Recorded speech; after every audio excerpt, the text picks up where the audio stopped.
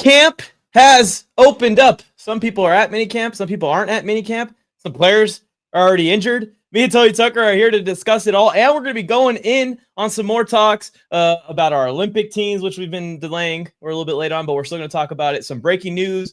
Nick Chubb went to Texas to play some football, but not to the Cowboys. So we're going to get on that. Aaron Rodgers became a Steeler since the last time we were on the mics. Jaire Alexander has become a free agent, kind of undercutting Jalen Ramsey's entire market. And there was a Harbaugh interview we're going to talk about. And then the last topic that we're going to get into at the end of the show, y'all, is building the Olympic teams. But also, me and Tony are picking who we think is the greatest team of all time. Saquon thinks that the Eagles measure up. We're going to measure them up. All that and more in this episode. I'm joined with Tony Tucker.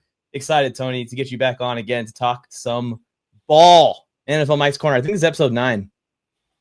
9. I like it. Let's just guess it. This is episode 9. I'm excited to be here. Like, I know that this seems like the downtime in the NFL, but like as we're recording this, a lot of mandatory mini camps are opened up across the league. And this just allows us to, like, every week I say this, it's like we're in hype season, but the NFL is literally 365 days a year of hype season. Even in 100%. The season when it's bad, as fans, we are still trying to find a way to hype the things that we're excited about, whether it's our own team related or fantasy related or whatever it is. And that's the great thing about the NFL, is that we will line up and talk about whatever they consider to be news at this point. I mean, literally anything.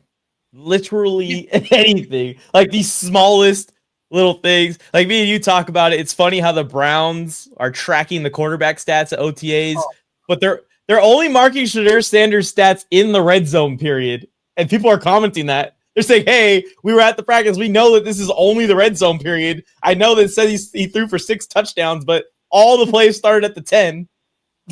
Well, it doesn't even matter at all because you can't hit the quarterbacks. You can't, like, I remember at Chargers training camp, I think it was like 3 or 4 years ago, somebody targeted something. And for the first time ever, I saw them talking about how many times he would have been sacked. And they took those out as incompletions, right? They were rotating in some offensive line stuff. This was still under the Staley administration. And I was like, these are probably the truest training camp stats I've ever seen, because at least they're talking about what would have been marked as a sack, even though they couldn't hit Herbert at that time of practice. So it's like, but it still doesn't mean anything. I mean, the stats don't mean anything at all. I'm with you 100%. The stats don't mean anything. I think what matters is the tape. Yeah, the reps, like you're saying, the tape they're putting on for these coaches, maybe the first impression, some of these rookies and stuff. That kind of stuff matters a little bit. But yeah, it is funny to see the Browns talking about OTAs, rookie voluntary workouts, where it's like, there's not even NFL players out there necessarily playing defense and offense. And he's just, we're just running drills and trying to get football activities started basically for the year. But minicamp has started for 24 teams today. I think the rest of the teams start tomorrow. But we already got some injuries, Tony. I don't know if you saw. We'll start with Trevor Lawrence. Trevor Lawrence already dealing with some arm soreness. He is not practicing. He has been seen in a sling. He's not even holding his own arm up under his own support. And we're just starting off the offseason. I could tell that you're just getting this news. Yeah. No, I knew CJ Stroud. Trevor Lawrence is down. Liam Cohen came out and said, nobody panic. It's just some regular arm soreness. But every time this happens to a quarterback at this point in the season, it seems to hold back their ramp up. Yeah, so obviously you have to be smart with the QB because your entire organization hinges on that person's health. And it doesn't matter. It's like we were just talking about the OTAs, the voluntary stuff, where you have the greatest athletes in the world playing catch in shorts. Yes, they're going to look impressive. You're going to see amazing highlights. But also, like, before when I said that it doesn't mean anything, I meant the stats. I want to clarify that and say that, like, the actual reps do mean something, going through the motion and seeing things. And I think that's extremely important for Trevor Lawrence. Like, he's going to be in a new offense with Travis Hunter out there on the field. Like, there's, like, continuing the chemistry with Brian Thomas Jr., working in stuff where it's like, is Brenton Strange really going to be the tight end one for the Jags this season? Are they one of the teams that could be in the Kyle Pitts, Mark Andrews, Dallas Goedert if those guys do become available at some point. But like, no, this is not good. I heard about CJ Stroud. I wasn't sure how serious that was. CJ returned today, actually, which is a good note that I had in here to bring up. Good time to bring it up. CJ is 100%, according to D'Amico Ryans, as of today. We'll see if that holds. I saw some highlights of CJ throwing, actually, and they were making fun of him because he threw a back shoulder a little bit too far behind the receiver, but they're intentionally doing back shoulder fades. Yeah. So, come on. Y'all need to relax with this kind of stuff. And they're going against air. There's no defense. Like, anything, like you said, will come up. Oh, yeah. He underthrew the back shoulder fade, Tony. The only time that I ever was like, okay, guys, you have a little bit of an argument there was like on a couple of those Tua deep balls where they weren't like done. awful. Yeah, where it was like, okay, that was really short. I'm like, did that ball go like 44 yards or whatever? And it's and that's during team period in pads, like trying to complete a touchdown passes in a game scenario. This is just warm up, and they're making fun of CJ Stroud. But yeah, with the whole Jaguars thing, I will be worried because this is like got to be a make or break year for Trevor Lawrence, right? If the Jaguars are stinky again, how can they continue to tell their fans that this is going to work in the long run? And you had this young nucleus of a team all together at once. I guess it's going to depend on what Liam Cohen's opinion is of Trevor Lawrence, really. It will, but also like contractually, it seems like they're pretty much on the hook. Although next year's quarterback class, I think, is going to be pretty hyped. I think there's going to be a lot of really great young talent in there. And maybe there is a team that would trade for Trevor Lawrence, if things don't go well this year. I happen to be kind of sneaky high on the Jaguars right now as like a team that I think can push for 9 to 10 wins based on, their division and their schedule for the season. But it doesn't help my opinion knowing that he's already having some arm soreness. It's not a great way to start things. Well, another guy that you like, because we've had a lot of conversations about him over the years, and me and you have rooted for him a lot. Anthony Richardson, AC joint, already down as well. AC joint went, and he is out until training camp, is what the Colts are already saying. And Daniel Jones is going to act as the team's QB1 at practice if he can stay healthy. So that's very bad for Anthony Richardson. I think that's even worse than Trevor Lawrence because Anthony Richardson's actually actively in a QB battle. Yeah, 100%. The amount of money they gave Daniel Jones, Anthony Richardson is not going to be the starter at the beginning of it. It almost feels certain now that Daniel Jones will be the starter at the beginning of camp. And I just think that if Daniel Jones can be accurate, that they're going to be like, okay, this is already an upgrade from what we saw last year. And we might need to be thinking about keeping our jobs. Like Chris Ballard, the GM, the head coach might be thinking like, the organization is in a state of flux. Like one of the most entertaining owners, like I don't know him at all. So like what I know of Jim Irsay is that the guy has been like a rock star. He's kind of like Jerry Jones, right? Where it's like, now he's gone. The organization is going to move or not move, but take on a new form, a new identity, new leadership and stuff like that. Does that come with like, hey, we might need to go new GM, new coach route? And in their minds, Daniel Jones might give them the safest shot at saying, I think we could win 9 or 10 games. I think we could pull off what Brian Daboll pulled off a few years ago, because the Colts team actually has a lot of talent on it. The running back position, the wide receiver position. You bring in Tyler Warren to the offensive side. The defensive side has talent. Like the Colts should be winning games. Yeah, this was a sneaky spot that I thought maybe if the offseason unfolded and the Colts didn't like their quarterback situation, Aaron Rodgers might be interested in, just because the Pat McAfee connection, obviously. But like you're saying, there's actually something being built there around the pocket if we can just figure out the pocket and figure out keeping a clean pocket in Indianapolis. I agree with you. I think that there's a lot to work with, especially in the weapons department there for Shane Steichen still. And they're going to go with the quarterback that's going to win them the most games. They're not thinking development anymore on Anthony Richardson. That's unfortunate for him because he hasn't really had a chance to develop. He keeps getting hurt, or this happens, or he's in a QB split, or that happens. And it doesn't seem like it's going to change at all. Maybe he'll be one of those quarterbacks that has potential to go somewhere else, and find more success, like we've seen a few backups do recently. But you don't like as like the head coach and GM and stuff, like you don't have time to just like it's about survival. It's about like keeping your job, and that is they're not in a place where it's like, hey, we can experiment with this guy for the first 5 or 6 games, because if you go 1-5 or 2-4 or something in those first 6 games, like it's going to be a brutal way to try and make the playoffs or win the division in the AFC. Like you have to come out and be competitive every single week, and they don't have time to let him flounder anymore. Not in year 3. Yeah. And we've seen the flashes, like you're saying, but even when he is out there and healthy, it's super inconsistent play still. It's not even like it's something to wait for, and they're sitting like, oh yeah, when this guy is healthy, he's going to go out. We still don't even know what he can be in a full season. You're 100% right. The Colts are in a spot where they're probably going to move on from Anthony Richardson after drafting him that high. It's unfortunate because I was rooting for him. He seems like a great guy. I'll never forget that combine. I think it was the combine. He's out there giving stuff out to the homeless and stuff right before his workouts at the combine. I'm like, this is the dude right here. He did the thing when they left that meeting room in Indianapolis, and he was in there cleaning up trash and everything, right? And he just seems like a good dude.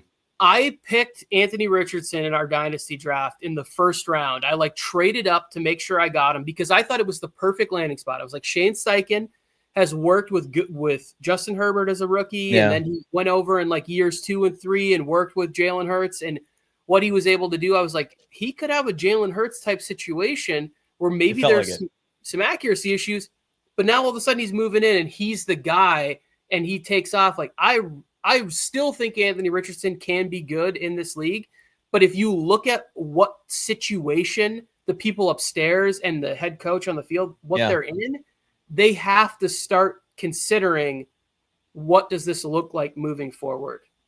Yeah. We'll see what happens with the Colts. They may even be a team that's in the QB market. The QB carousel continues in Indianapolis. I should make a video about that. I made a video about that a couple years ago when they were doing with the Rivers, Matt Ryan rotation thing going. So I made like a QB carousel video. I should bring that idea back. Wouldn't this be so? Richardson was the first quarterback to start game 1 in back-to-back years since. So we're going back. We're going back to the old status quo. Yeah. And he would be like the 7th starting quarterback in 9 seasons or 8 seasons or whatever it was since Andrew Luck retired. Like it would be, I don't know the exact numbers, but I apologize ahead of time to Colts and Anthony Richardson fans for that video that will drop in the next few days now. But anyways, let's talk about who's at camp.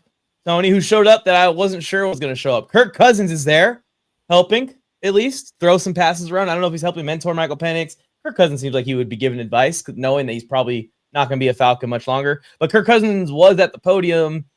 He said he wants to be a starter. So it ain't going to be in Atlanta, I don't think. But he's there. James Cook showed up to practice, Tony.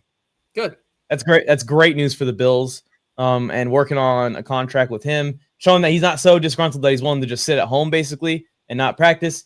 Deontay Johnson showed up to Browns camp, and Myles Garrett returned from Japan just in time to get to practice. So the Browns have their team at practice. Shocker.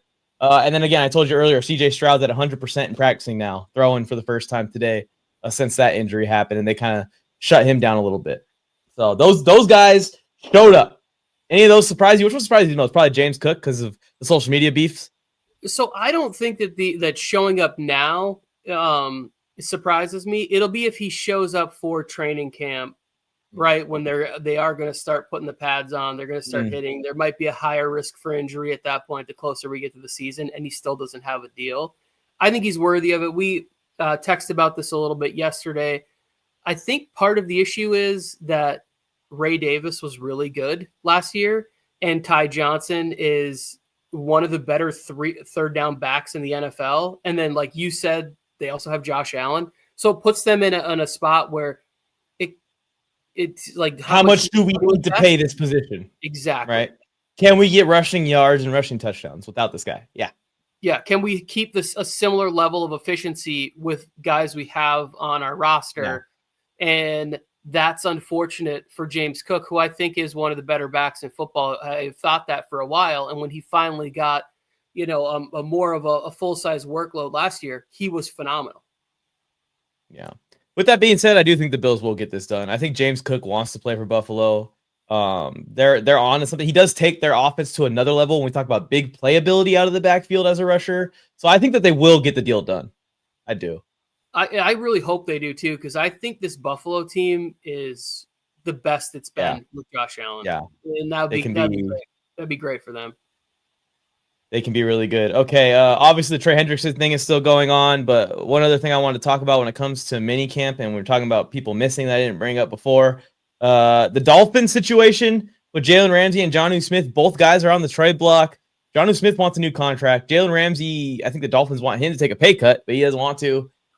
That's an interesting situation to watch for everybody. Is there anything you want to comment on that? Is there any chance that this Jalen Ramsey situation is very interesting to me, because I don't see a team really like coughing up crazy picks for him. And I'm starting to think maybe, especially with Jaire Alexander just flat out getting cut loose like this, that maybe Jalen Ramsey, the Dolphins are going to have to pay someone to take his contract, where he's almost going for free just to a team that has a lot of cap to eat the contract. So I think there's teams out there that, and I didn't look into the contracts side of this very much, but is there a team out there that would be willing to maybe give a better draft pick if the Dolphins like pay more of the salary? I just thought the whole goal for the Dolphins here is to get out of this contract issue, and then if they're agreeing to pay future years, it doesn't really make sense. Yeah, the Dolphins are in a tough spot no matter what. It's like Teron Armstead retires, and then I don't really think that they replaced him. You have the Paul, I can't remember the guy's name, the offensive lineman they drafted last year that will hopefully be able to step in for him in that spot there. But if you're losing Ramsey in the secondary, I think Javon Holland signed somewhere else this offseason. It's like now you're starting to lose some veteran leaders on that side of the football there. I really liked what the Dolphins did in the draft this year, especially with the first two picks, Kenneth Grant and Savaiinea, the guard from Arizona. So they've taken steps in a direction where I'm like, hey, I see you guys trying to like add some beef to your lineup here.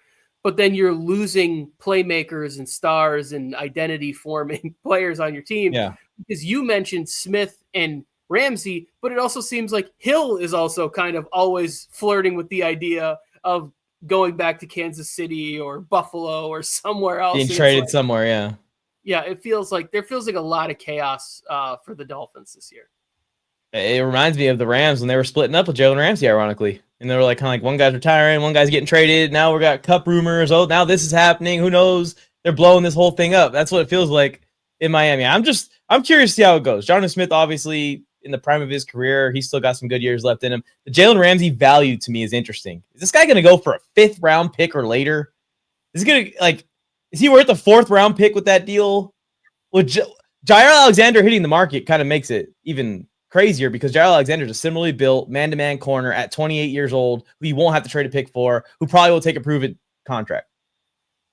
But I think I saw Jaire Alexander has played 16 games in the last 2 seasons. Yeah, he has some injuries. Jalen's number isn't much higher than that, but yeah, that's not a good ratio. And again, at that age, how much, and you have to pay all that money. I'm not giving up more than a 5th round pick. Like, that's what I'm saying. If I'm the Chargers, thinking from us, who I think the Chargers want a veteran corner before the season starts of some sort, I'd go for Jaire Alexander over Jalen Ramsey right now. Well, because you can work out what the contract might be, and it might be, hey, Jaire, we're going to give you a base salary of $8 million with the opportunity to earn up to $12-13 million. Yeah, you hit these snap totals and you stay healthy and all that stuff. Yeah, and you make an All-Pro, and you do all. If you hit all these, what I forget what they call accelerators or incentives or whatever it is in the contract, then you make more money. But at least then you know what it's gonna.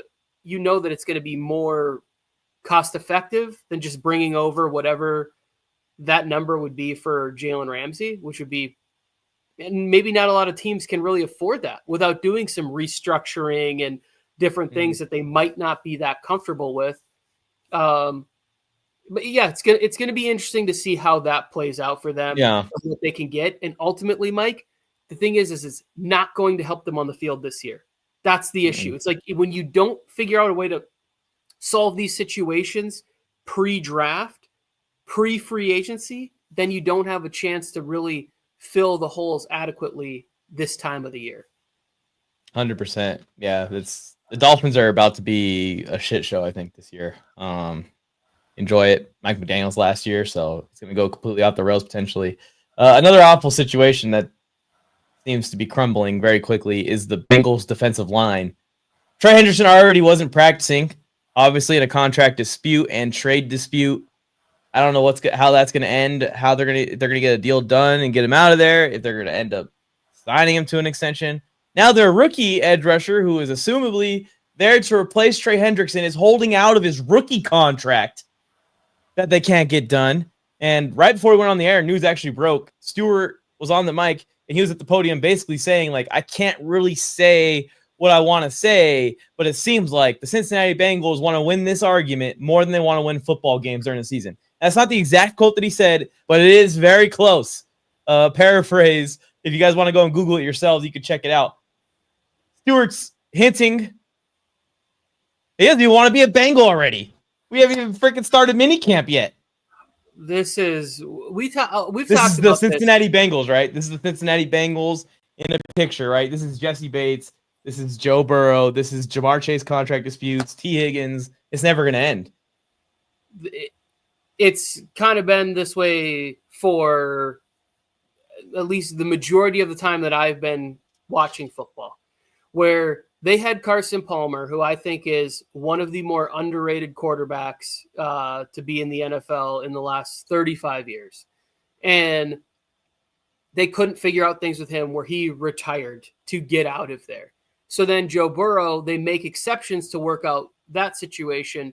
And I don't exactly know what they were, but like listening to Albert Breer, somebody that I trust and try to find every time he's talking about something, he was talking about how they made exceptions in the way they did the contract for Joe Burrow. Then they made exceptions in the way they did the contract for Jamar Chase, but not for T. Higgins. And then now it's like, so where does Trey Hendrickson fall in this scenario where he clearly should be getting paid more than he is based on what other people are getting paid?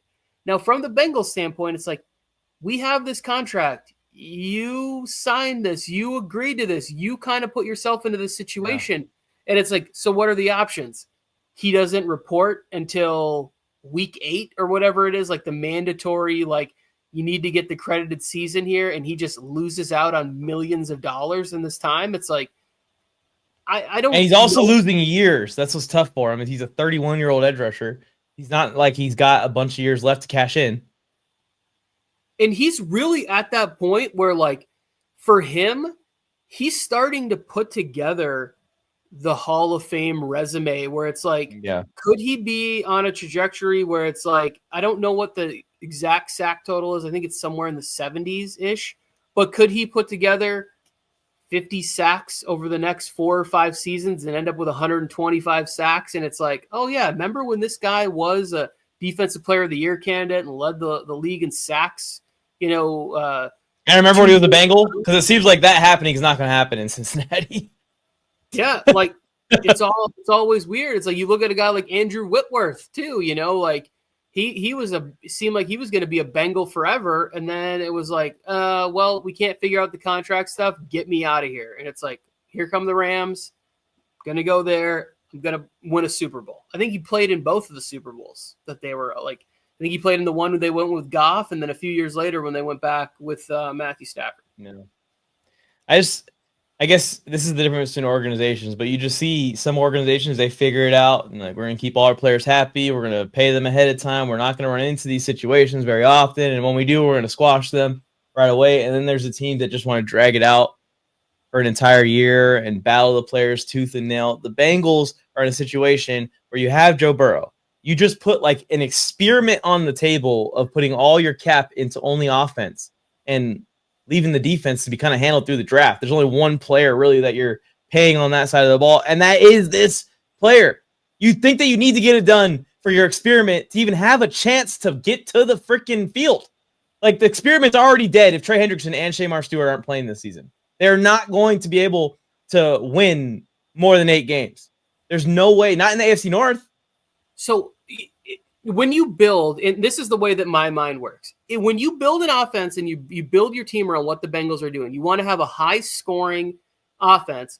so that you have pass rushers and a defense on the other side that might be a little bit weaker, but you're hoping that the other offense has to throw the ball a bunch, and then you're going to need guys to go get the quarterback. Well, then how come we can't pay the one guy on the defensive side that we need to say, hey, we're going to be counting on you to be closing out football games for us because they can't block you for 4 quarters trying to keep up with the offense that we've fielded on the other side. It's like, doesn't make any sense if you don't have people that can go get the quarterback on the other side of the football. Yeah, and that secondary was on to something. That one that was body slamming Juju after he was dancing on the logo, they were on to something with Jesse Bates and those guys. They had Von Bell, and they're aging now in 2025, but they took discounts at all those positions for what reason? You know what I mean? It should be to be ready for this moment. I don't know. I'm with you. I'm coming around to the Bengals like equal sign Jets at this point. So I've always thought that the Bengals they had a good draft philosophy where if we always looked at it like they drafted guys to replace the Von Bells and Jesse Bates and stuff like that. The problem is that when they got there, like a few years ago, they drafted Myles Murphy, the Bengals. Like they drafted Jenkins in a place to be able to move on from DJ Reader. They've drafted these replacements, but they haven't quite hit at the same level that these other guys were playing at a few years ago when they went to the Super Bowl. Now, if for some reason this defense, all these young players could come together, you'll be getting to a point going, man, they're just missing one piece, one guy that could just go lock it down at the end of the game. And it'll be like, oh, no, sorry, Trey Hendrickson is on fill in the blank team. Trey Hendrickson is now on the Chicago Bears playing opposite of Montez Sweat. And he's over there and those guys are putting up, 40 sacks combined between the two of them. Sure does look good on that 12-5 Bears team. Yeah, and the Bears are back. That will be the team that does the opposite, right, of the Bengals. They turn it around and they fix things, and they switch it up. But teams that are going back the other direction after seeming like they were fixing things are teams like the Washington Commanders. This is a good transition right here to the Terry McLaurin drama. If you guys haven't been paying attention, Terry McLaurin wants a pay raise, and the Washington Commanders are basically saying no as of right now. If I'm Washington and I have all this momentum going in the direction that we have going behind Jaden Daniels, you're literally in the dream scenario that every NFL franchise is dreaming of creating in today's era of football. You don't want to lose the wide receiver 1 the next season. Do you think Terry is out of line for asking for a pay raise? Because I think that he has been dealing with his stats being dampened by terrible QB play for years. And he could be on the level of Chase, Jefferson, these guys stats-wise, if he was in the Dallas Cowboys instead.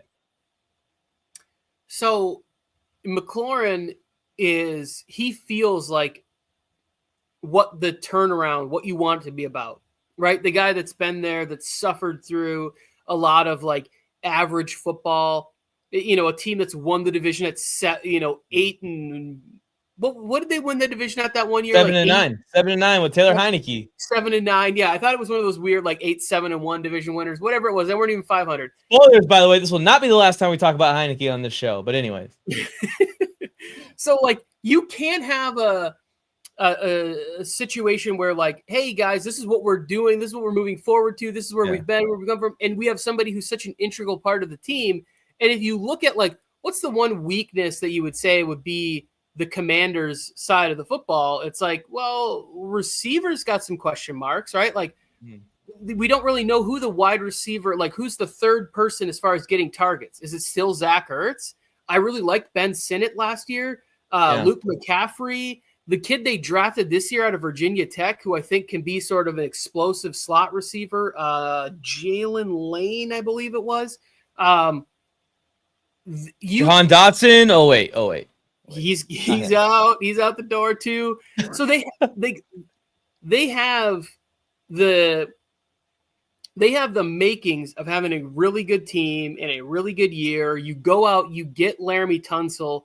What could that do to possibly extend more pocket time for him to be looking downfield? You want to have Terry McLaurin on your team, and I think that he wants to be there.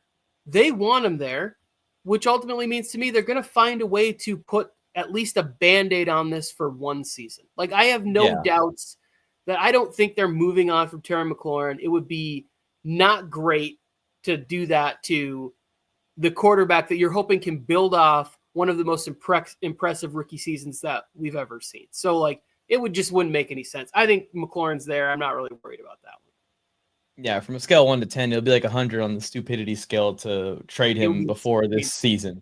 But teams, though, real quick, teams that could be interesting: Jets, Cardinals. Oh yeah, okay, I can see. I would like the Cardinals. Like if you could get into some of those, like like sides of the ball, maybe like those tight split setups where you have Marvin Harrison and Terry McLaurin on one side of the football there, where you have somebody who's is really explosive downfield. Marvin Harrison can also work at all three levels there too. Like that would be fun. And the Jets side, I just think like it would be nice to have, Garrett Wilson and Terry McLaurin. Like that would be a really fun 1-2 punch. Those would be teams that I'd like to see them play there. One I'd be worried about is the Raiders or the Broncos popping up as becoming potential landing spots for Terry McLaurin. Denver especially feels like a good landing spot, good offense for him to fit into and become Bo Nix's long-term franchise wide receiver 1 post Cortland Sutton. I think another one that might be sneaky is, and I keep seeing it all over, where there's smoke, there's always fire, guys. The 49ers fucking hate Brandon Ayuk. They hate him. They do not like Brandon Ayuk. And I know that Jaden Daniels likes Brandon Ayuk. I don't think they do a swap for swap, but maybe there's a situation, like you're saying, in a year where Terry McLaurin's available and Brandon Ayuk now is getting deeper into that contract and is a little bit easier to move. I think another one that might be sneaky is the Packers, because I think they are going to trade Romeo Dobbs before this season. So maybe they have a lot of solid to good wide receivers, it feels like. No one's really stepped up as the elite wide receiver. Cough, cough. Jaden Reed should be the elite wide receiver. But maybe Green Bay could be a team that brings in someone that goes right to the top of their depth chart and leaves their room. I think they'll get the done too as well, though, Tony. I think what the situation is here, you look at Terry McLaurin's stat lines and you don't see, like I'm saying, CeeDee Lamb's stats. And Terry McLaurin is probably asking for CeeDee Lamb's contract. So they're going to come down. Terry will come down. The team will come up and they'll meet in a good spot. But like, I cannot think of, and I should have looked it up, but I don't picture him being at the same target level as those guys, right? Like, no way. No. They've not been in an offense or had high level. You can't compare them statistically, but when you put them on tape, you can compare them. Yeah. Like, and that's one of those situations where, some people watch football and some people don't. The internet crushed me it was his year 3 season. And I did that thing where I was like, Terry McLaurin will be a top 10 wide receiver this year. And he had like a super slow start and the comments filled up on that video of people going nuts. And then he had a good second half of the finish, season. Yeah. Good run, ended up with like 1,100 yards and 7-8 touchdowns or whatever. But like, he's always kind of been headed in that direction. I just think that offense, like the play calling and the quarterback play, now he potentially has both of those things. We don't want to see him go anywhere now. When you also look at next year, Tony, Washington's top 5 in cap space projected for 2026, man. What are we saving for Jane Daniels? We're going to sign Jane Daniels 3 years early? We got some time. Sign Terry McLaurin, damn it. He won't be eligible for that contract, but I do think that next year will be a bigger sort of investment in the defensive side. Trey Hendrickson that's another spot where it's like, come on, Commanders, like step up and they could do it. Let's go get this guy and add him to the defensive line there. They could definitely do it. All right, let's go to Texas now. And again, not talking about them Dallas Cowboys despite all the rumors. Nick Chubb just signed with the Houston Texans, and he's already out there working, Tony. And hey, we were just saying how OTAs don't matter, and it doesn't matter when we see these guys running around. When you see a guy that suffered a leg injury like Nick Chubb and a player the level of Nick Chubb, you see Nick Chubb running out there looking like Nick Chubb, that matters to me a little bit. Like, he looks healthy. He looks ready to go. We're now, 2 years removed from the serious injury by the time he plays, at least. Yeah. I think that this could be a good signing for the Texans, having a 1-2 punch with Mixon and Chubb. Yeah, so lots of things were running through my head when this alert came on my phone. Or I was thinking to myself, I was like, oh wow, Mixon, Chubb, backfield, like this could be dangerous for them. And then I was like, well, what does this do to Dameon Pierce, who was one of my favorite running backs in the draft a few years ago? And then that's gone sideways. I was like, because they still have Jaire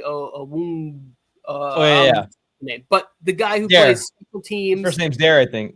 It's Jaire Agumbawale. I think I butchered it still, but I can't. He's one of those like I dare you to try and tackle me.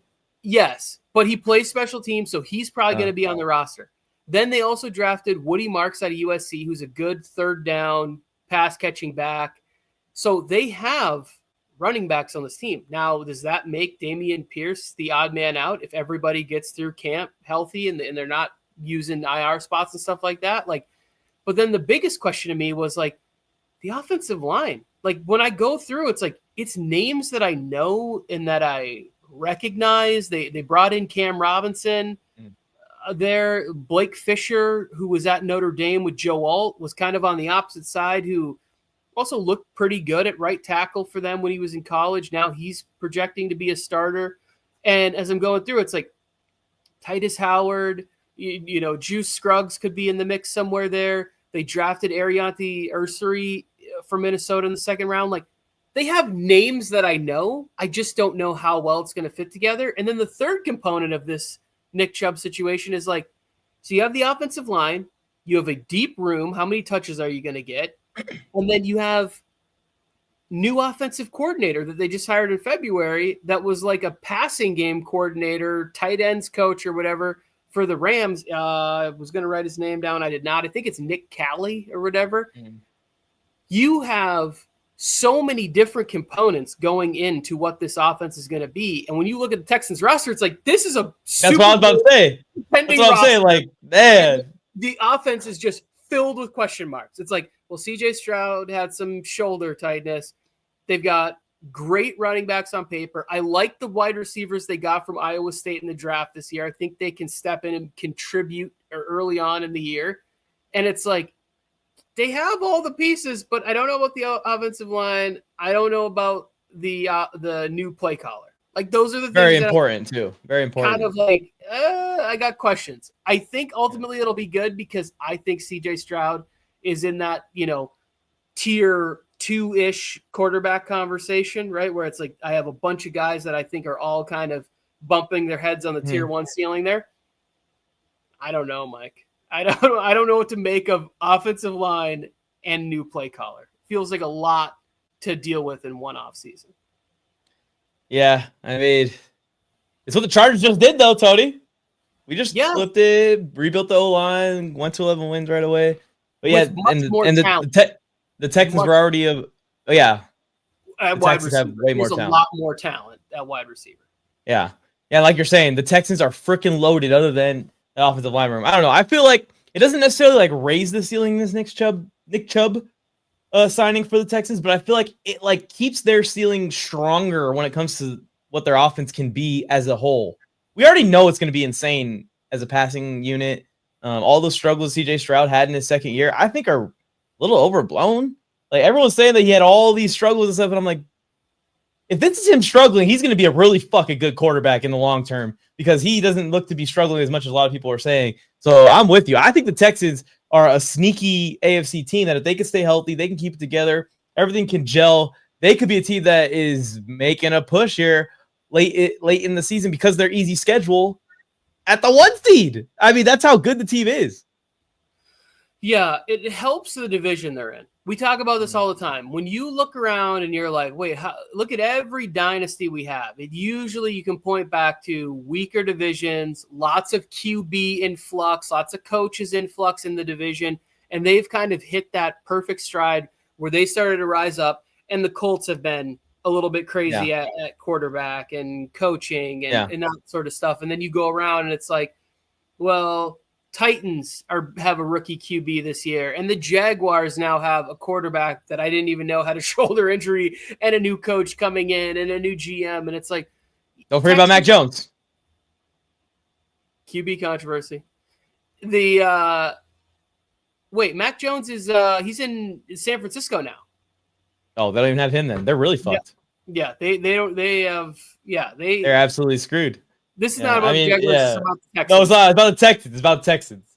the floor for the Texans to me is like 10 wins, right? Yeah. It's like that. I have no doubts that defense, and even if the offense does kind of struggle the first month or so to get the wheels in motion, it's like, well, he's going to lean on who? Nico Collins. That's a great crutch to have right there. Oh, Dalton Schultz. That's a great crutch to have. Running back situation. Oh, we've got a couple of those guys that we think can really carry the football. I think that even if they struggle to put together multiple drives in a row, they're still going to be able to score enough points, and that defense is just going to whip everybody's ass on the other side of the ball, so it doesn't matter anyways. And they probably just drafted a kid that's going to make us forget Tank Dell exists, so buckle up, everybody. The Texans are going to be a good freaking football team. When I'm looking at the AFC, obviously the Chiefs won it last year. The Bills and Ravens continue to chase them. But then we talk about the next group. I mean, I could biasly still put the Chargers over the Texans, but we lost to the Texans in our last game. So, I mean, I think I'd probably put the Texans over the Bengals. We're talking about contenders in the AFC right now. I have no problem with that. I definitely will have that as my like we were just ordering them 1 to 10. The Bengals are a lot further down for me than other people. And I think more so every year it gets increasingly in this direction where like people don't really like to talk about, the Chargers didn't have that great of an offseason because they didn't bring in names that people are familiar with. The Texans didn't really have a great offense because they didn't bring in names they're familiar with. But the Texans bring in a guy like Nick Chubb, who's like 30, coming off knee injuries, and everybody's super excited about it. And it's like, because if no one talks about Jaden Higgins or CJ Gardner-Johnson or Jalen Noel is the one where it's like, if you're talking about them forgetting about Tank Dell, like he's that player that is going to be, he's different in his style of play, but I think you can put him in the slot and he's going to be able to be, an explosive seam slot receiver for them right out the gate if they need those plays. Texans are stacked up. I think people are over worried about them. I'm not. The Sporting Cast is just too good. They're going to overcome. But let's talk about a team that may be a bit more controversial, Tony, to transition us here. The Steelers. Where do the Steelers fit in this AFC picture? Aaron Rodgers is officially a Pittsburgh Steeler, in case you've been living under a rock. We all saw this coming from 10 miles away. Rodgers kept saying, oh, no, I'm not going to sign with anyone yet. I don't know who I'm going to sign with. We all knew, bro. Everyone knew. The Steelers left the QB position wide open. It's official. Your reaction, Tony. Just, you can say anything you want about Aaron Rodgers here. Yeah, and this is going to shock you a little bit. Oh, no. Mike, it's a good situation for this guy to be in. It's a good situation for the Pittsburgh Steelers. Like, it's like this. If here's my only question: what is the relationship between Arthur Smith and Aaron Rodgers going to be like? Are these two guys that can coexist? Have they had conversations about the visions they have and the type of offense they're going to run? And is there going to be motion? And is there all of these different things that they're going to figure out together? But like the floor we already know of the Pittsburgh Steelers is like 9 to 10 wins. You're telling me that Aaron Rodgers can't be the difference maker in a few games to get them to 11 wins this season, to make sure that they continue that certain level of floor? The one question that many people have always had about Aaron Rodgers was playoff Aaron Rodgers is very different than 4-time MVP regular season Aaron Rodgers. But does he get here to the playoffs and not feel the pressure that he's felt in the past? Because I believe that the Steelers defense is going to max out. They've had some kind of up and downs the past couple of seasons. So I look at this and I go, hey, if this is way better to me than options that they could have had, right? Like if they would have committed to Justin Fields and given him like this sort of Baker Mayfield deal and said, hey, we messed up. We know we should have started you last year. We're going to go ahead and give you this, solid number of guarantees over the next couple of years. I just think like, let's do this 1 year. Will Howard is kind of there. Maybe he picks something up. Maybe he could be the guy or whatever. I don't have as high hopes as Steelers fans seem to online. But then next year you go into the draft and you still have resources, a lot of resources for next year's draft, and you draft the quarterback and you start doing that this year rather than trying to force something this year. They just were patient. They went with a veteran who I think can not like be magical, but could he help them get to 11 wins, kind of what the Steelers have been, and then get to the playoffs and have one magical run? Sure. I'm not going to bet against that. Yeah, I think you would be against Rodgers and I'll be for Rodgers in these discussions. So we're not flipping here. I'm going to stick with Rodgers in a sense that I do think the same opinions that I thought before, but my heart isn't going all the way in like it did before. Ever again, by the way.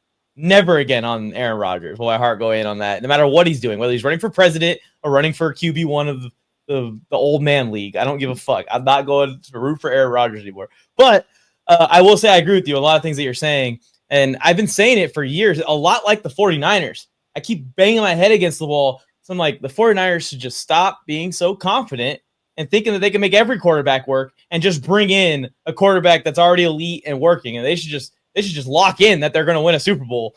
I felt like the Steelers have had a few teams that, like, if they had prime Big Ben on them, they might have went to the Super Bowl over the last couple of years, and this gives them a chance, like you're saying. When you look at the D-line of the Pittsburgh Steelers, they actually may have the best defensive line in football this year. Like, I think they will surpass the Eagles. I mean, the list just goes on and on. You got Highsmith, Herbig, TJ Watt, obviously, if they get the contract done. Cam Hayward, Keanu Benton, Loudermilk, Patrick Queen, Peyton Wilson, both can rush the passer as well out of the linebacker position. Then they drafted Derek Harmon. I mean, the list goes on. I'm sure they have guys in their depth chart that I don't know about that are good. It's just the freaking Steelers. Yeah, they drafted a big run guy in, what is it, YA Black? Like, yeah. So if Caleb Johnson works out, the running back they got out of Iowa, we already know Jalen Warren's a freaking stud. They can run the ball, keep possession. They've been winning games with Russell Wilson in this defense. Yeah. I'm with you. I mean, it should work out, and the Steelers should be competing for the division. Mike Tomlin is the kind of coach, too, that I think Aaron Rodgers is very respectful of. Like, I think he understands that. As to where, like, I don't think Aaron Rodgers is disrespectful as the media makes him out to be, right? Like, it's one of those situations where, like, he kind of taunts the media into saying shitty things about him. You know, like, he goes on a Rogan podcast and talks for 3 hours and, like, none of it's about football. And that's really what the football community wants. So then they just are like, this guy's a crazy It's like a human being who has thoughts that aren't about football, and you don't know how to make that into, you can't use that for your content machine. So, like, in the world we're in, he seems like not interested or nuts or whatever, but, like, somebody brought up a good point on something I was listening to yesterday. I wish I could remember it. They said that Aaron Rodgers was there for, like, the first 8 weeks, and then he missed the mandatory camp because he did the Egypt thing, and everybody went and talked crazy about that. But then, like, Lamar Jackson missed, like, one, like a couple days of something, and nobody talked about Lamar Jackson or wasn't there before, but made the mandatory thing. It was vice versa, and nobody talked about that. And it's like, well, part of the reason we don't talk about that is because we don't have questions about what Lamar Jackson and the Ravens are going to be until playoff time. And then people start going, well, why didn't they run the ball more? And that seems to be the conversation we have about them every year. With the Jets, it was like, we just want to believe that everybody's bought in and everybody's on the same page, and it can be successful. But Mike Tomlin sets a floor to me that is just fine. Like, he's gonna upset the Ravens in a game, like crazy, whatever. They might lose a game to the Browns and we'll be like, what? The Steelers are terrible. And then the next week they'll come back and go toe to toe with the Chiefs. It's like, it's just what they do. Yeah. They still have an elephant in the room themselves of fixing their offensive line too. So they're going to have to deal with some inconsistency, I think, especially early on in the year, working through that. The more and more I sit on it, Tony, the more and more I think about DK Metcalf and Aaron Rodgers and what they're probably going to be. I think it's going to be a good duo. I think it's good they traded George Pickens. I'm starting to. So he's going to favor one receiver, like he's always kind of been that way. And he just needs some other reliable targets. Roman Wilson is a player that I've really liked. I think Calvin Austin is also somebody that, he can he can get work out of there. For me, I would like to see them maybe get in the wide receiver trade market. Like if there is another player out They've there. They've been rumored for the Terry McLaurin stuff. And not necessarily with the Allen Lazards, but like, is there a player that's, that's been good, like. Is that a Keenan Allen spot? Yes. Keenan Allen. Like somebody if he wants to play there, I don't know if he wants to play on the East Coast.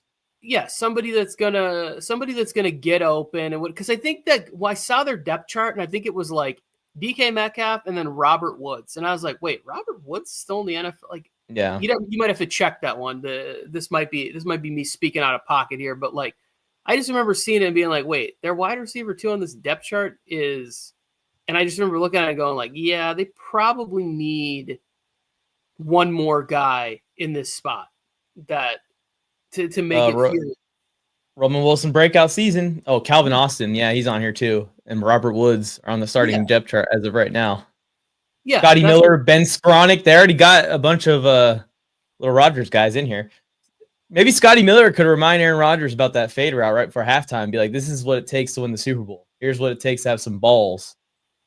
Yeah, and they don't really need like a high volume receiver. Just they need a guy for sure that's going to be and it could be Roman Wilson, the guy that's going to be a solid route runner that's going to create separation and get open on a third down, on a 3rd and 6. Like somebody that Rodgers is going to trust with a choice route that says like, hey, this is what we're doing. They're in zone against this coverage or whatever it is, and I know that I can go to you when we need to Romeo Dobbs reunion? Was Dobbs the rookie on that I have team? no idea. I have no idea. I feel like he was first year as a starter, I believe. I don't know. You could be right. Speaking of the Packers, though, maybe we should just transition here to Jaire Alexander. Let's do it. Yeah, Jaire Alexander got released by the Packers flat out. Tony, you brought up a stat earlier in the show about kind of his injury history and what's been going on. And of course, the Packers suspended him for conduct detrimental to the team last year. It ends with this. He's been cut loose. He can sign with any team now. He's only 28. I think he's like 6'2". He's probably got a solid few years left in him if he can stay healthy, and he's not going to cost any picks, was the key that I was bringing up earlier. I'm just going to ask you straight up. Would you cheer the Chargers signing 23 right now? Yeah, absolutely. Me too. I'm in on it. I want it. I'd rather this than Jalen Ramsey. I don't necessarily know that, like, because for me, Jalen Ramsey puts the vibes at like Derwin and Jalen in camp would be so, like, as Chargers fans would be like, did you see what they're doing and how they're celebrating and how much fun they're having? We'd be going nuts over like the videos that would come out if it was Derwin and Jalen were back on the field together. As far as like Jaire, I just like the idea of adding competition and having the upside. If they can even get if they can get Jaire to be back to close to the all-pro player that he was, right? Well, he's still got a couple years left of being able to have that. Like, yeah, that's an exciting move. I'd be very excited if the Chargers went out and made this move, like it's not going to cost them, because next year it's not like the Chargers have a ton of draft picks. Like I think it's 6 draft picks for next year. So they can't be necessarily even trading a 5th for Jalen Ramsey, because now all of a sudden they're down to 5 draft picks. And if the motto is going to be that the Chargers are saying, Joe Ortiz is saying, we're going to be a team that builds through the draft, you can't be giving away future draft capital for players that are in their 30s. Like that's just not smart business, because you're hoping that you're such a good drafting team. Like they did last year, they showed us, hey, in the 5th round, we can get a couple of corners that are going to play some high-level ball. Like every report you're hearing on Kamani Vidal, it's like he showed up at camp and looked bigger and stronger and faster, and it's like, oh, great, this guy is going to be competing to make the roster because of the way that they've put the team together, and that's what we want to see as far as Chargers fans go. Yeah, it just isn't really the game plan for the Har build to trade big trades and do all this kind of stuff. So yeah, free agents definitely much easier for the Chargers to deal with and go after him. Other teams that might be interested here, I heard that Jaire Alexander, this is a rumor on Dove's page, so take it with a grain of salt, had 6 teams interested in him within 24 hours of being released. I don't know how you would get that information and that exact of a number, but that to me is a lot. I'm thinking all the contenders might want to add an extra DB, Bills, Eagles, Lions, any of those teams. But how funny would it be if Jaire Alexander went to the Vikings? So that would be interesting. They need DBs. I think I texted you and Joe this yesterday that like just what if out of spite he was like, I know other teams want to offer me more money or whatever, but I'm going to play for the Vikings. I want to be in Brian Flores' defense. I didn't even see that. I should have seen that. Yeah, I was like, it would be funny. That makes so much. It makes sense, but it would be a giant FU to the entire fan base and team that you just came from. He's like sitting out the week before because he wants to be extra healthy for the Packers game next week. He's like, yeah, I'm taking a week off. And they're like, coach is like, okay. Kevin O'Connell's like, I don't know how to deal with this. This guy's, he is the guy who was like made himself team captain. Remember that when he just walked out to me? Like, it was a hometown game. So I just sort of walked out for the coin. That's also what I was going to say about Jaire is everyone makes fun of him and everyone's saying like he's a bad teammate. All that. I like those kind of teammates sometimes. Yeah, they can go too far, but it keeps it loose. It keeps it fun. It keeps it unpredictable. Random shit's happening at practice. And you always want that guy to be a DB. You always want him to be a DB. You don't want him to be a receiver or a quarterback or a linebacker leading the team. No, you want him to be that clown in the back of the huddle. This was always my argument when we used to do the old Warzone stuff and people would be harping on Eli Apple. And I was like, how do you guys want Eli Apple to respond in these situations? Like, I want my cornerbacks, but I want my corners especially to be ultra confident. I want them to always think that nobody can beat them, even after they've just been beat, whatever it like. Missed a tackle, doesn't matter. I will wreck that guy next time he tries to run this way. And it's like, no, you probably won't. But I like the fact that you think that you will because you are going to get beaten. It doesn't matter. We can go find plays of Pat Surtain getting beat on the field. Like every quarterback will lose reps. It's Devontae Adams. Devontae Adams smacked him around one game. But I remember Jaire Alexander grittying in the first quarter after covering Justin Jefferson, and then Justin Jefferson went for 180 yards. and it's like, yes, you just got beat up by the number one receiver in the league, but you were out there trying to set a tone. Yeah. Another one is Tony and we just talked about him. He'd be a great fit with the Steelers, I think. And they could use one more with Joey Porter, I think, out there in Pittsburgh too to help out.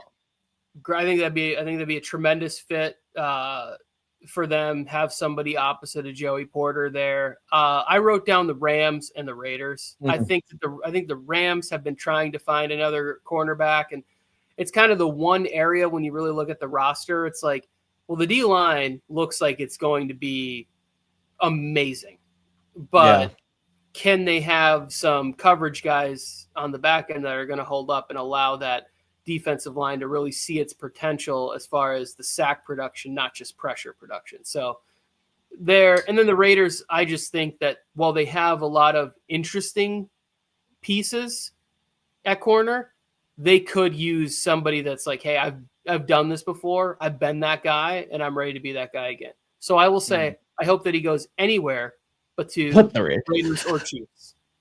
Please, Jaire, go anywhere else. Here's a question I have for you. Who the hell is going to play corner for the Packers then? Right now, they're going to have to line up Keyshawn Nixon, who I believe is more built to be a slot corner, but he's been doing okay outside. They're going to have to play Keyshawn Nixon week in, week out on the league's best wide receivers. And if he goes down, knock on wood, for any reason, they're absolutely fucked. This is going to hold them back in a big way in the middle of this season, I think. And I think, isn't Nixon more of a slot corner? That's what I'm saying. He's built to be kind of a slot corner. You know, they kind of chose him over Jonathan Owens, but then they still play Nixon outside. Yeah. When I look at the Packers, it's a lot of names that we know. A lot, like, you know, but then I don't know how it's all going to come together. Like I have a feeling that I will be lower on the Packers than what I'm hearing from like the sports shows and the podcasts and stuff that I listen to. People seem to be really high on the Packers this year. And I just look at the roster and I'm like, I get it. I get why it would be there, but then you're just expecting an awful lot from that defense to where it's like, we've never really seen that. It's like, oh, well, we have a new defensive coordinator. And it's like, yeah, but a lot of the pieces are still the same. No. It's like, okay. I'm super high on the Vikes. I mean, their obvious only concern to me really is if JJ McCarthy just absolutely isn't good. That's the only real way I think that team could be sunk. And I think the Bears are making serious progress rapidly with Ben Johnson. So we'll see if that clicks. The Packers could end up being the team I predict to finish last, which would be weird. Yeah, I'm in this place right now where I think it's Packers and Bears towards the bottom, and it's really just the Bears side is more so like first year head coach putting in the new offense and still some questions about their defense. But for me, it's like the Packers defense, like they should be good. They almost feel like they should be dominant with the amount of resources that they seem to put on there every year. And then the comment from Josh Jacobs where he's like, hey, we need a wide receiver 1. And then they go and draft maybe the most controversial, wide receiver 1 type selection in Matthew Golden, where people are like, hey, he doesn't play with 4.28 speed or whatever it is. And it's like, well, that's what he ran at the combine. It's like, he seems like a really good player, runs, strong routes. I completely forgot about him. Complete brain fart right now. Like, I think that I think he has a chance to be a really good player, but like out of the gate, is he your go-to wide receiver 1 on that team? It's like, I don't know. Like I have. Oh no! What happened? This J.K. is Dobbins to the Broncos. J.K. Dobbins is officially a Denver Bronco. No. Good for J.K. I hope he got paid at least. I hope we got our pick.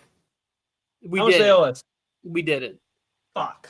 You don't we didn't get the pick, and we lose J.K. Yes. Yeah. So that rule is if it only works from the draft until June 1st. So he was free to It's all right. Denver fans will find out why we let J.K. Dobbins go the first time we blitz him. Get ready. Getting heated up. First play, Derwin James. Good luck. You know all those times that Derwin went easy on you in practice in pass pro? Done now. This is a good piece to add to that Broncos room, right? Because like if they can't, Audric Estime had some fumbling issues last year. At least I think it was him. RJ Harvey was one of my favorite third round. Like I was like, hey, this is a guy that you would hope you could get in the third round. I think they drafted him at 60 or something in the second round. I think RJ Harvey is going to be a very good player in the NFL. J.K. Dobbins. This just adds to the level of competition that when the Chargers are beating teams like this in the season, I don't then want to hear at the end of the year people going, well, the Chargers didn't beat anybody all year. And it's like, well, they beat your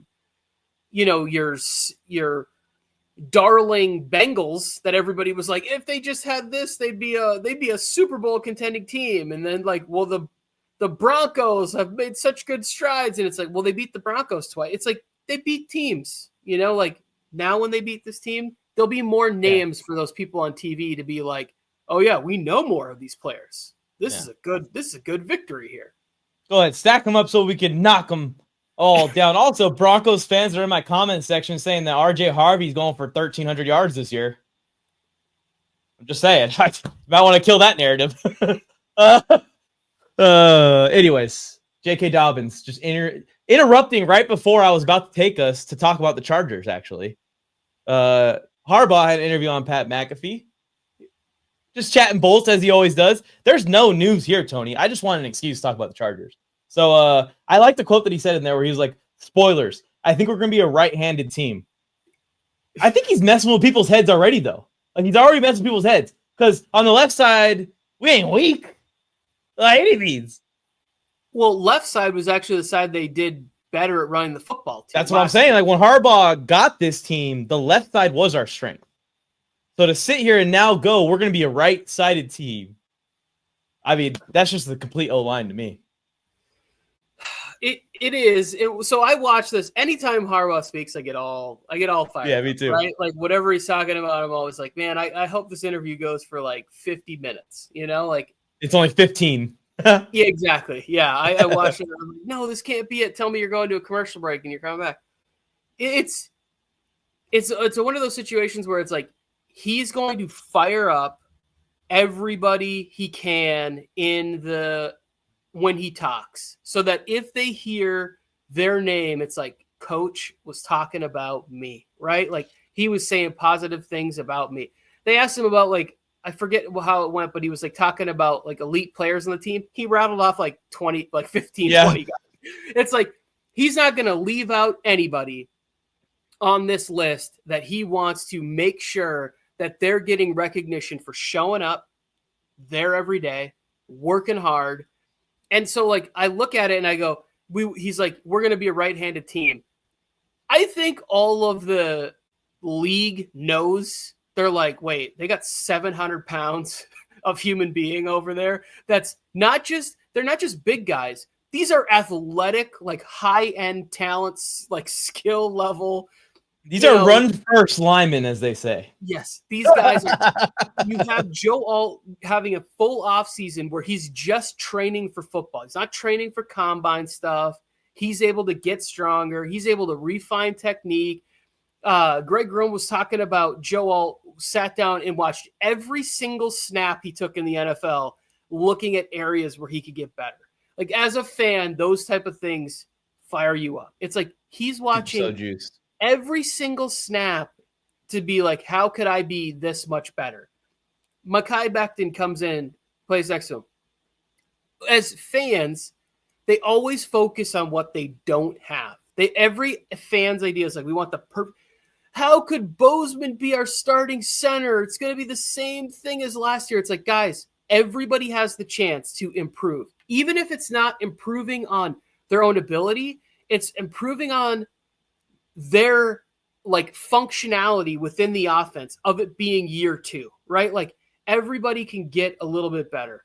The idea of moving Zion over to center, I've talked to you about this a lot off camera, where it's like, if Zion can work out at center, you now know you have a long-term piece at the position, and it's not a position you have to look at drafting or getting in next year.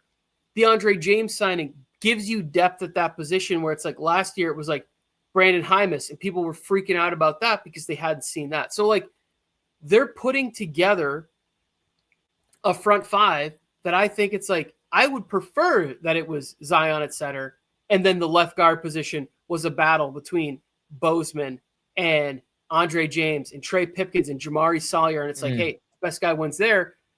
And then on game day, it's like, we always want to feel better about backup linemen. Do you remember the conversation we used to have when it was like Storm Morton is entering the football game and the text messages? Trey Pipkins.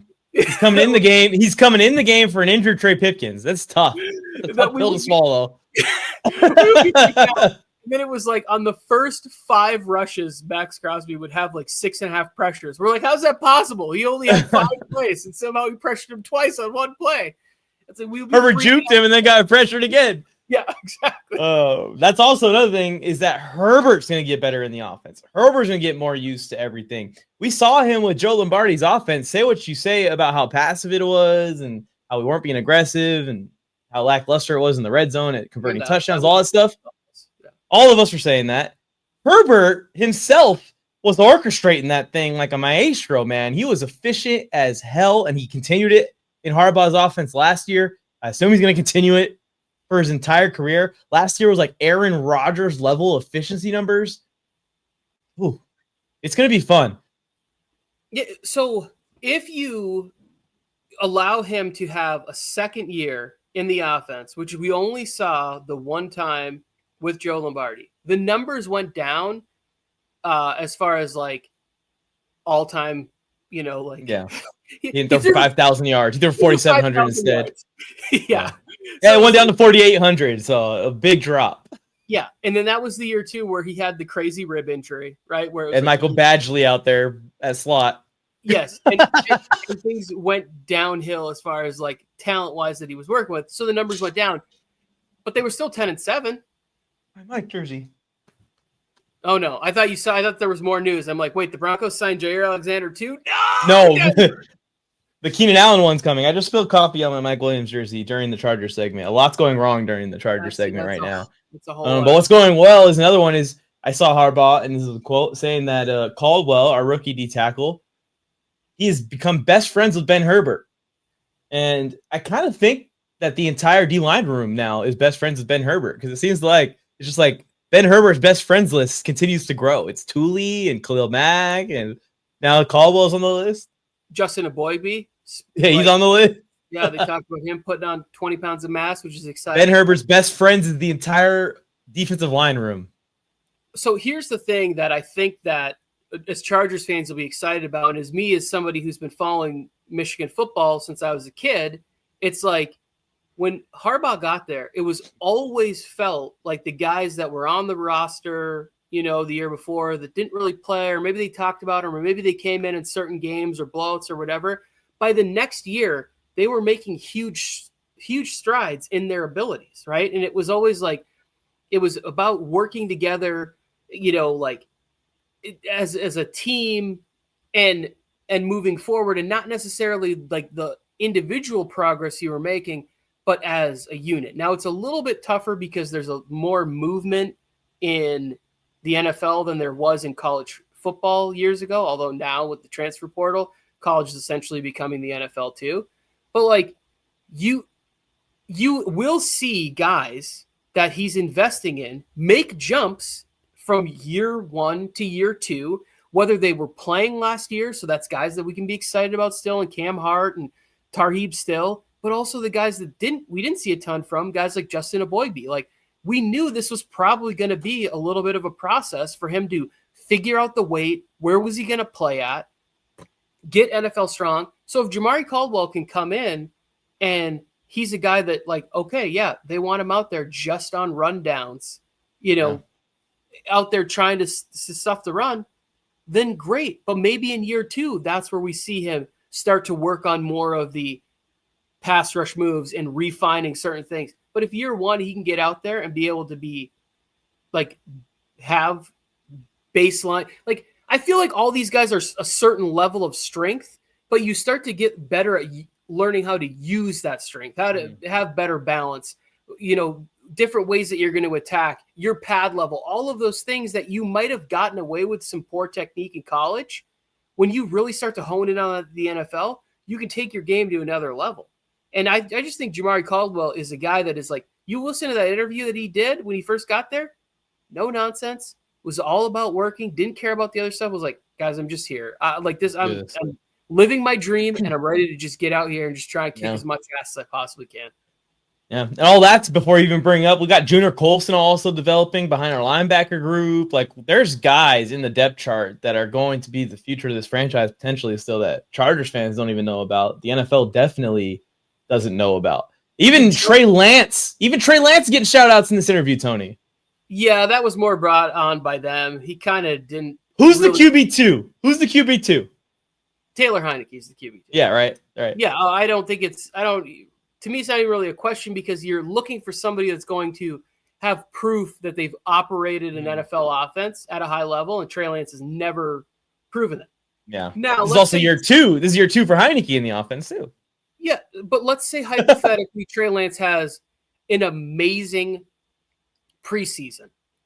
That to me sounds more like a team might be reaching out for a trade of Trey Lance than they would the other thing. Fist pump. There's just news going like crazy. Rashawn Slater's back. He's not going to be missing minicamp. There we go. Yeah. He's going to report, going to show up. And I don't have any doubts about Rashawn Slater. Me neither. Like, he's going to be fine. One of the other guys I want to talk about was, like, we saw the jump when the new staff came in for a guy like Deion Henley, where last year at camp, like, going in, everybody was like, Junior Colson's drafted. He's going to be the green dot. And it's like, he has some unfortunate stuff with the appendix or whatever, and they give the opportunity to Deion Henley. Deion Henley can also get better than what he was last year. He can go from being that borderline Pro Bowl guy, which you and I both thought he was going to make the Pro Bowl last year. He did not. Mm-hmm. But now that he's on the radar, if he follows that up with a season where he improves even a little bit more, it's like now all of a sudden you're looking at a guy that's bumping his head on the All-Pro 2, slot. It's like that's what we're hoping, that all of these guys are leveling up because they're committed to what's going on and that they're in a program that works, that is repeatable, and you're just trying to get those players in there. And like I was saying to you a few days ago, it was like the problem is like there's going to be players that are going to get cut from this roster that the fans are going to be pissed about. They're going to be like, how could we possibly, like, this guy's going to, and a good portion of those guys will either end up on practice squads or unfortunately will end up probably making other teams 53-man rosters. And that's the good problem that the best teams try to build. Have too many. Yeah, have too many players. Hey, we're building, and the thing is we're not even starting here at this like normal teams, 7 wins, 8 wins would be a great turnaround after a 5-win season. No, we're starting at an 11-win team, and we're leveling up, and we're going from there. I can't wait for the season to start. It's going to be one of the best teams in the league. Unbiased take, I promise. Let's move on to some other unbiased takes, I'm sure. Saquon Barkley claims that the 2024 Eagles are a top 5 team all-time in NFL history. We're going to talk about that. We're also going to pick who we think are the actual greatest teams of all time. I'm going to give you a few new age era examples. Tony's going to give you a few old age era examples, and then we'll pick one each at the end here. But let's start with the Eagles first, Tony. Do they rank anywhere near your top 5 of all-time teams? No. I mean, I thought they were really good. I do think that having the 2,000-yard season does changes it help a little, out, right? And winning it, yeah. I will say that I had them probably in my top 5 of like the last 20 years, maybe, or 15 years of teams. In this little group, I think. Yeah. Yeah. If you told me like if you took all the teams since the year 2000, I don't know. Right around 5 is where I would have them. You got that Greatest Show on Turf Rams team. They're on this. Yeah, for sure. Where it's on that. Last night, is that 1999 or 2000 though? Either one. They, I mean, when they played the Super Bowl in 2000, and then 99, I think, is the season, right? Yeah, but like they still were that team in 2000 when they went back to the Super Bowl and lost to the Patriots the next year. Would you rank this Eagles team above the 15-1 Panthers because they choked? Yes, I would say. So. Yeah. I would say that they're ahead of that team. I still kind of like the Legion of Boom team, the first one that went to the Super Bowl. That's actually the team that I picked of this era, let's say since 2000 as my number 1 team, was the 2013 Seattle Seahawks. They went 13-3. They went all the way to the Super Bowl and blew out Peyton Manning. Of course, they had Marshawn Lynch on that team, all these freaking nuts. And then the defense was the LOB with Richard Sherman, Earl Thomas, Cam Chancellor, Bobby Wagner in the middle, the crazy pass rush and all that. But what takes it to the next level, we all know about the LOB, to me, is that they went to the next Super Bowl. They went back-to-back off the back of a defense to the Super Bowl, won that Super Bowl, in my opinion. The defense did enough to beat Tom Brady, and then the interception happens on the 1-yard line. Like, that team would have went back-to-back as a defensive-led team and beaten the 2 best quarterbacks of all time in back-to-back seasons, in back-to-back Super Bowls, and maybe kept going. I think from there, instead of Seattle completely splitting up and the LLB breaking up, they recruit players. They recruit offensive players. They recruit defensive players, and maybe they keep going past that. But that interception literally caused the entire team to collapse because it exposed Pete Carroll and his deficiencies sometimes of being a bit, I don't even know what the right word is. It's not really selfish to try and help Russell Wilson win the MVP of the Super Bowl. But like when you just put Reggie Bush over the entire team and collapse an organization, you put Russell Wilson over the entire team and win in the Super Bowl, you collapse the entire organization as well. So if that never happens, this team may be looked at with the greatest teams of all time. So of this era, I'm going to go with them. Yeah, I like it. I was trying to think of some other teams that... other options are like Chiefs. So we're not going that way. The 07 Patriots are a team that definitely probably would be it if they would have won it. To me, you don't have to win. It still should be them. You don't have to win the Super Bowl. That 07 Patriots team was probably the best team I ever seen. They were smacking people as soon as they got Randy Moss. Like, it was every game. And that's what makes the Giants Super Bowl win that much more impressive. Like, you don't have to win it all to be the best team that I've ever seen. And I'm going to prove that right now by saying the 1998 Minnesota Vikings, another Randy Moss team, where it was like, it felt like every single time that, and obviously it's not the case, because in the 07 season, Randy Moss had 23 touchdowns or whatever. In 07, he only had like 18. But it felt like every time every time he was going downfield and dominating. And they had Jake Reed and they had Chris Carter, and it was just such an exciting team. But that team also had a really good defense. I think that would have been one of the best Super Bowls, potentially, because the other team that I would put in there was like the 98 Broncos with Terrell Davis. And they went back-to-back. And they went back-to-back. That Super Bowl would have been the Vikings Broncos, and those would have been two of the best teams that I've watched play football. Like, that would have been a tremendous Super Bowl. The Broncos go on, and I think they clean the clock of the Falcons in that Super Bowl there. The other teams, the Packers too. Don't forget. That was the year before, and they didn't dominate. They didn't dominate the Packers in that Super Bowl. Ours should have more than one, basically. They didn't dominate them. If Mark Chmura catches a football, then that's a different. We don't need to get into that Super Bowl. Okay. Anyway, the 1992 Dallas Cowboys. This is kind of when I first started, like, really. I'm 10 years old, and I'm watching football more regularly. I'm watching, like, the sports shows, the things that the inside the NFLs that you could find, like.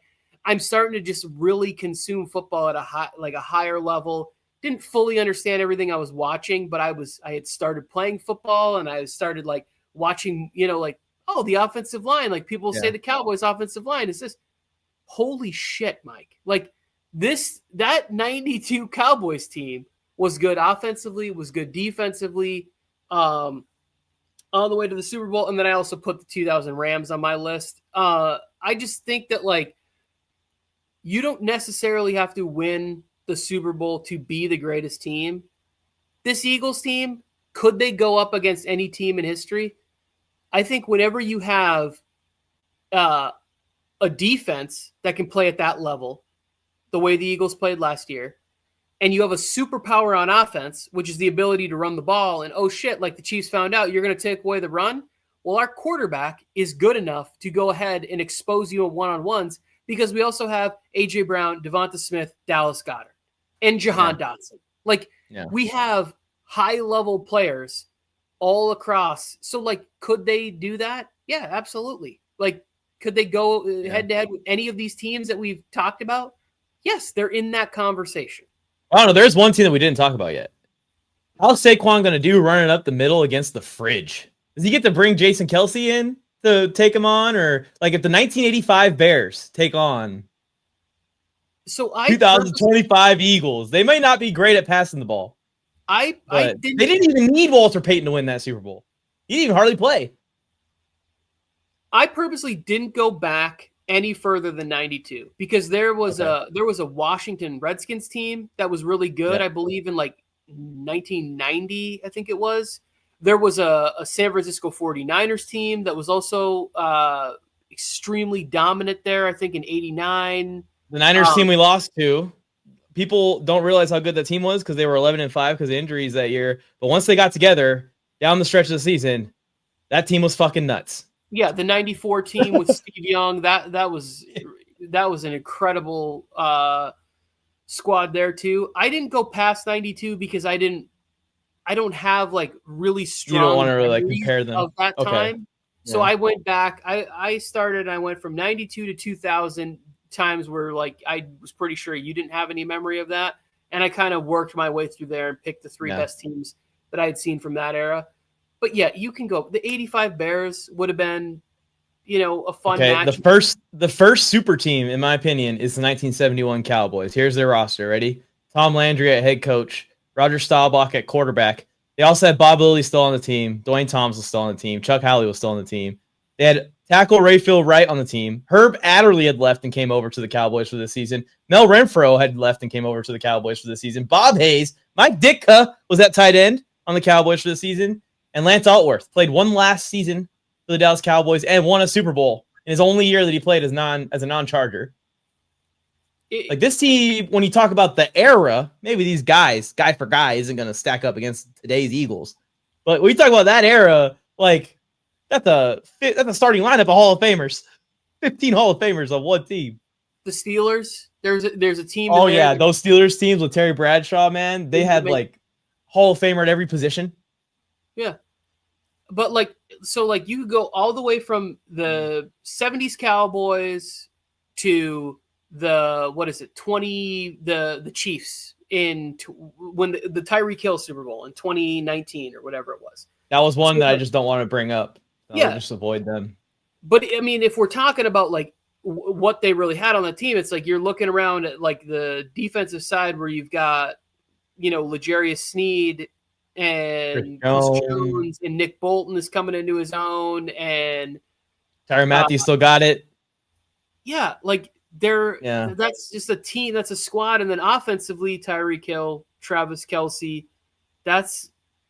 and they've had like a LeBron-like run in the AFC. It's been stupid. Yeah, Well, what's the best team then you've ever seen? Like your final choice, if you had to pick, is it? It's the 98 Vikings. Mike, okay. Literally that season, I just remember thinking, and it's kind of partially also too because that's when I was really getting into fantasy football. I think I started playing fantasy football in like 1995, and then by 98, I was like really into it, and that felt like if you had Vikings on your team, because back then there wasn't PPR, so you wanted like touchdowns and yards and everything. It was like, if you were smart enough to draft Robert Smith, the running back they had, or Chris Carter, or Randy Moss, or Randall Cunningham, like you were set. You were made. Mine's got it. I'm going with the Seahawks, but I want to give the Patriots a shout out too. A team that I really wanted to put on this list, but it's just hard to because they did not dominate the regular season. It's like, where do we measure this? The 2020 Bucks. That is one of the best teams I think ever assembled altogether, but it took them like half a season to figure it out. So like they didn't just come out the gates and dominate like some of these teams we're talking about.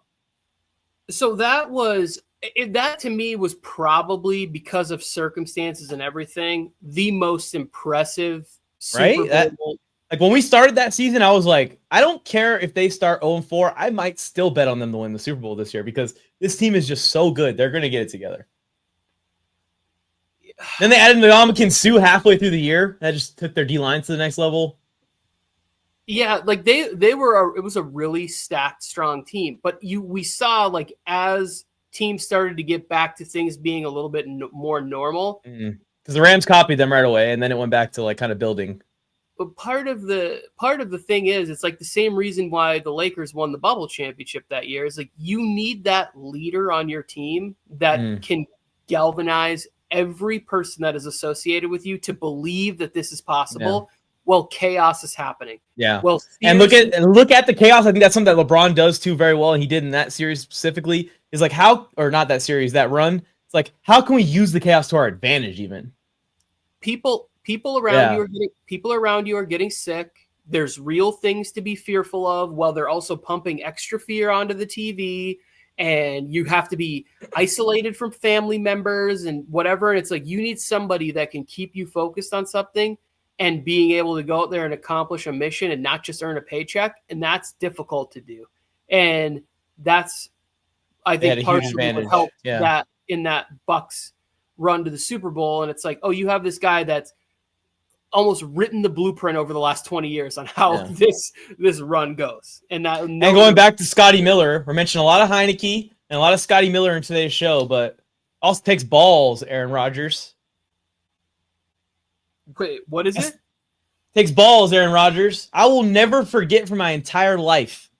The Buccaneers could have just kneeled out at halftime and then Tom Brady stepped back and threw a Hail Mary to Scotty Miller instead. And then they win by a touchdown over the Packers in the NFC title game to go to that Super Bowl. And I'll always remember, like, that's the difference right there between Aaron Rodgers and Tom Brady. Fucking balls. Yeah. I mean, who throws it up to Scotty Miller with the Super Bowl on the line? I don't know. But it was a dime, too. It was like a dime. Yeah.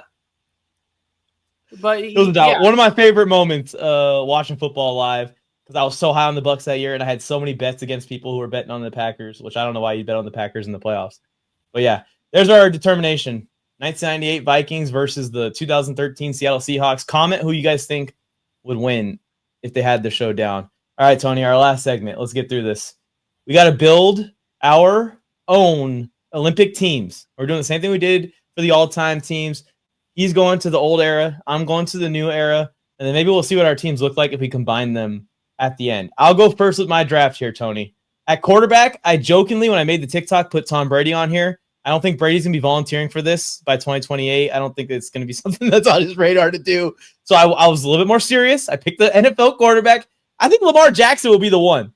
Yep. Early on in his career, there's a lot of knocks about his passing ability and how it wasn't quite on par with his ability as a scrambler. He's developed it. He's become a great passer. And then we are going to need someone in flag football at quarterback that can buy time. I think that's almost more important than being an accurate passer is buying time. So Lamar Jackson is absolutely perfect for this role. And then my wide receiver 1, Justin Jefferson. Self-explanatory. He also could play DB if we need him to. Wide receiver 2, Jamar Chase. I don't think he's playing in any DB. CeeDee Lamb, I don't think he's playing in any DB. And then my wide receiver 4, I'm throwing him in here. I had a choice here between Puka Nacua and Ladd McConkey. And while Puka Nacua may be the energy that we need on our flag football team, Ladd McConkey is more of the skill set we need on our football team. So I'm throwing Ladd in there. And I'm also projecting, I should have said this at the beginning, to 2028. So where are we going to be in 2028? Like Jamar Chase and Justin Jefferson are going to be approaching 30.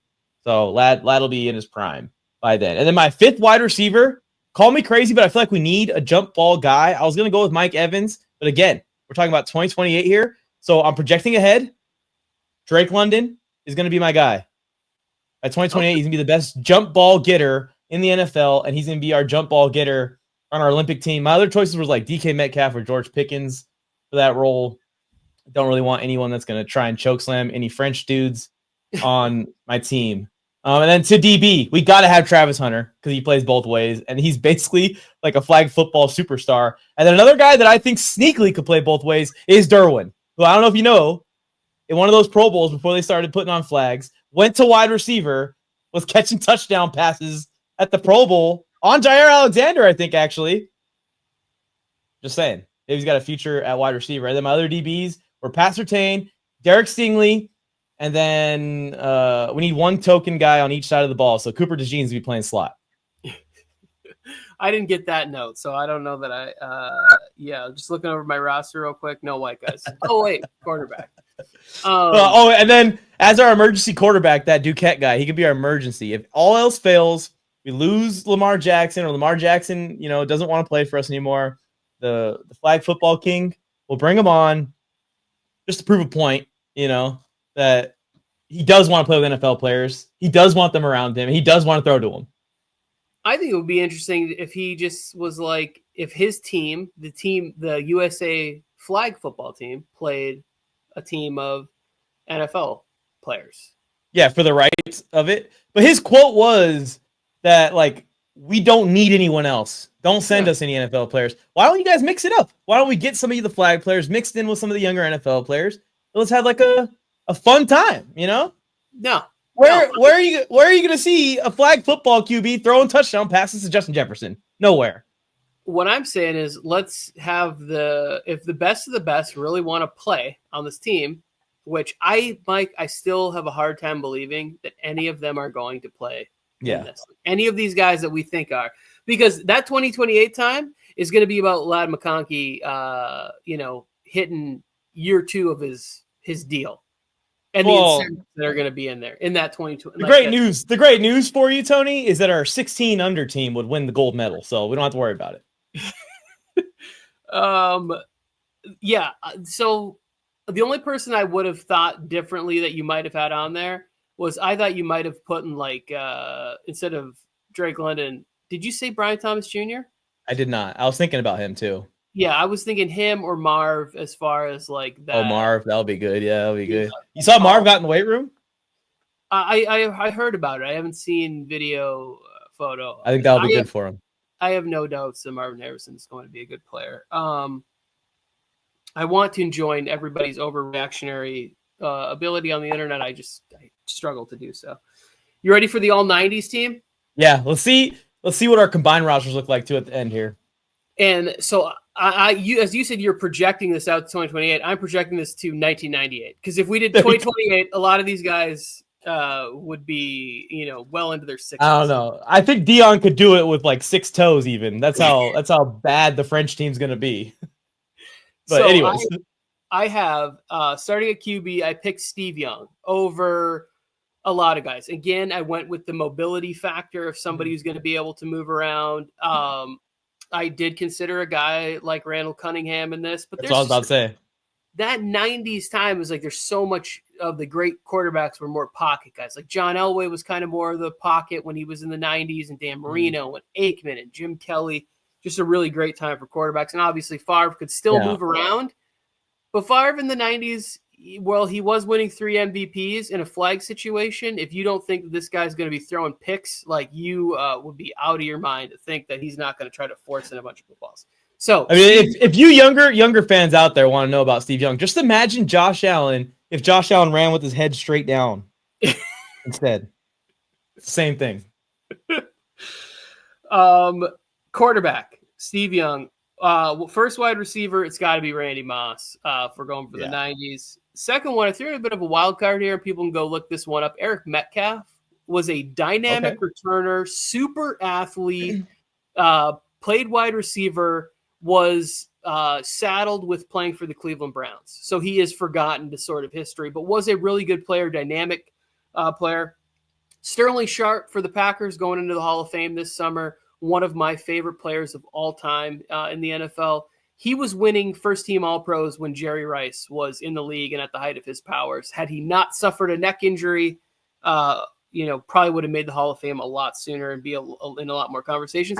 And then Jerry Rice, like I'm not leaving. Well, he may have not been the most explosive, dynamic. He is like Jerry Rice is on my 98 Olympics team.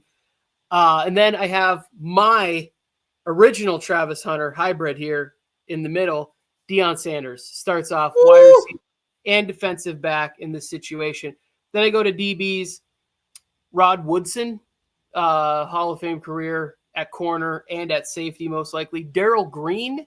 This guy was still running like 4.23 when he was like 50 years old. Like he got out of the league and was still like, hey guys, I can still run. I just don't necessarily like to hit people anymore.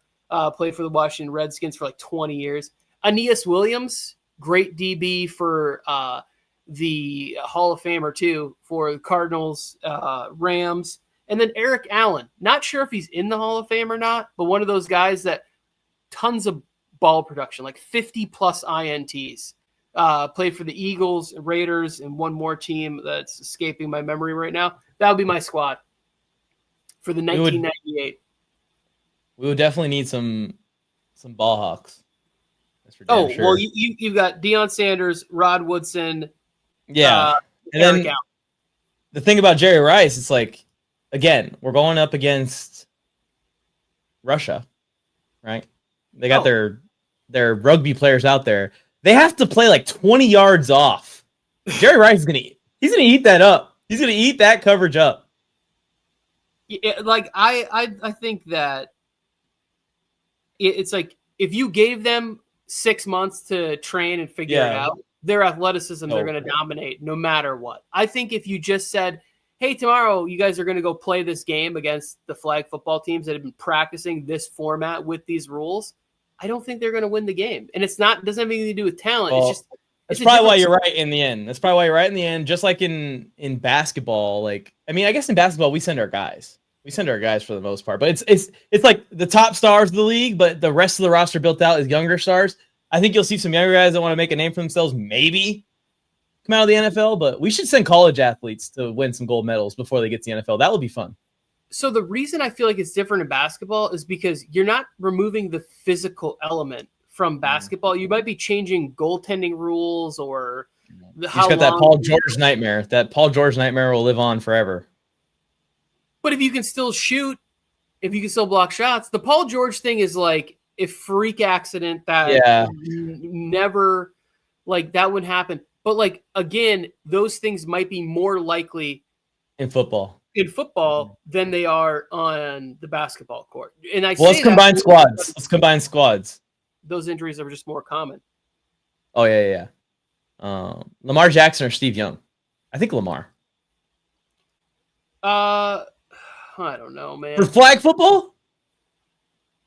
Yeah, fine. You can, like, the internet is filled with young people, so they're all just going to argue for all of your guys except for like Randy and Dion are the only ones. Okay, I put Lad McConkey on my team. You could fill in that spot with Randy. So they might say Jerry Rice. There, as soon as I didn't put on like from the 90s, people are going to be like, this bozo took Eric Metcalf. And it's like, but if you talk to anybody who's my age or older, people will be like, dude, yeah, Eric Metcalf was a super athlete. Yeah, exactly. Arsenio Hall. That's my guy right there. Our wide receivers are Justin Jefferson, Jamar Chase, Randy Moss, and Jerry Rice. So we're looking good. I'll go with that. At DB, we'll replace Cooper DeJean with any of your corners, and we'll replace. Oh, this is tough. We're probably gonna have to replace Travis Hunter with Dion. Which, by the way, that's the right easy choice. Easy choice. I mean, we haven't even seen Travis Hunter play in the NFL yet. Like, come on. Yeah, and I think Derwin will be next on the chopping block too, just because he's a safety, not a corner. But we're gonna need a safety. One safety. We're gonna need a safety to play safety. But a corner can play safety in flag football.